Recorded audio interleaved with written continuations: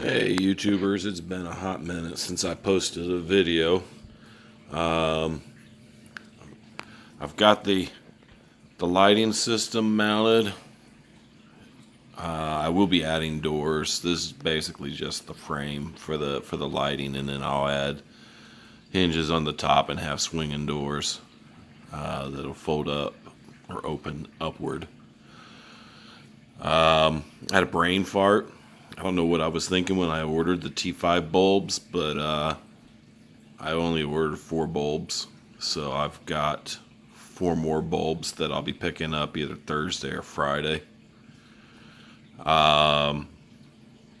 With the Reef Breeder LEDs at 65% and the T5 lighting, I'm getting around 250 to 260 par. I don't know if you can see where this apex par sensor or par probe is located.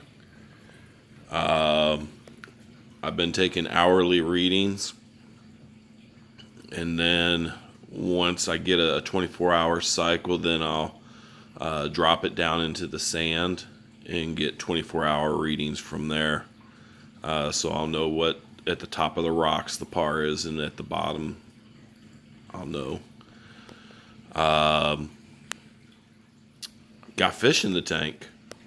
I took my Kramis and my clowns out of the quarantine tank. They've been in quarantine since November, early November. So they're good. They've been in the tank a little over an hour. Do a little walk around here real quick for you.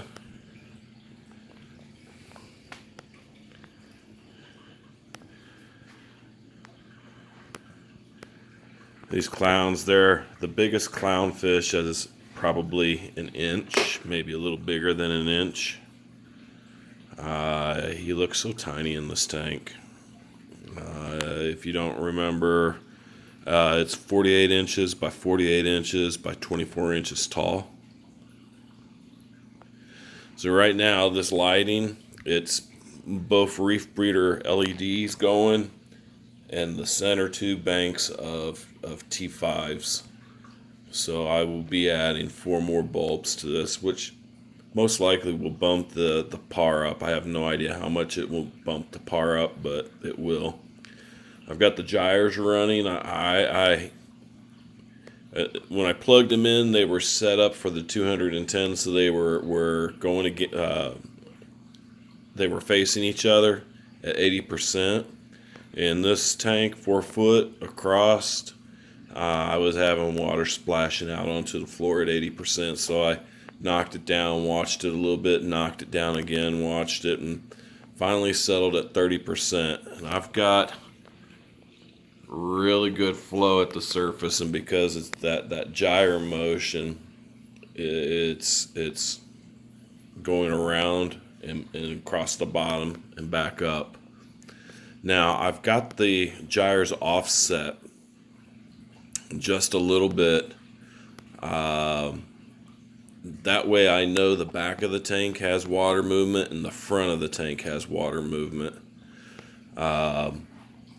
I'm probably going to need to get some more sand, maybe a heavier grade of sand, because it is blowing the sand around.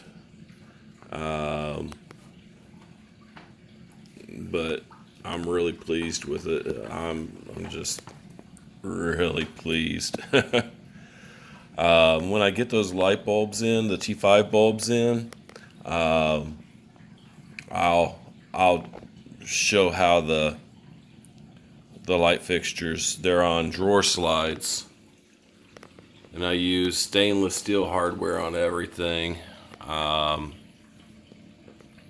So I'm not as concerned about rust and corrosion. The height above the water, it's about, the lighting's about 15, 13, well, I think it's about 15 inches above the water. I wanted it as high as I could get it so that I could get in there and do, if I needed to get in and reach the middle of the tank, I could. But the way it's set up, it's not as high as I had wanted. But in order to keep all the power supply bricks and the energy bar and stuff above the lighting, this is what I had to do. So, but the fish are slowly exploring the tanks, the rock work and so forth. And I got one little bitty chromis here hiding out in the front, and then I've got another chromis. He was underneath the PAR sensor or probe. He may have moved, but these are the guys. I got 5 black Ocellaris clowns. So now I haven't moved over my anemone or the snails or the crabs or the shrimp. I'm gonna leave them in the quarantine tank, and slowly, as the algae and food sources for the inverts build up in the big tank, then I'll move them over to the big tank. But for now, they'll stay in the quarantine. So yeah, this is it. Like I said, let me see if I can get a cross tank shot of them. They look so tiny. So I'm putting together a fish order with one of the local fish shops, and when I say local, they're about 45 minutes away. So what I'd like to do is, because he quarantines fish for 2 weeks at his shop, and so I mentioned to him, and I'll see how this works out, but I'd mentioned to him that I would like to pick up the fish late March or early April. So, and the reason behind that is my original office has been converted into a guest room, and that's where the 50-gallon quarantine tank is at. So I'm gonna drain it down and move it into my new office. Yeah, it's still a bit of a mess, but it's getting there. It's slowly getting straightened out.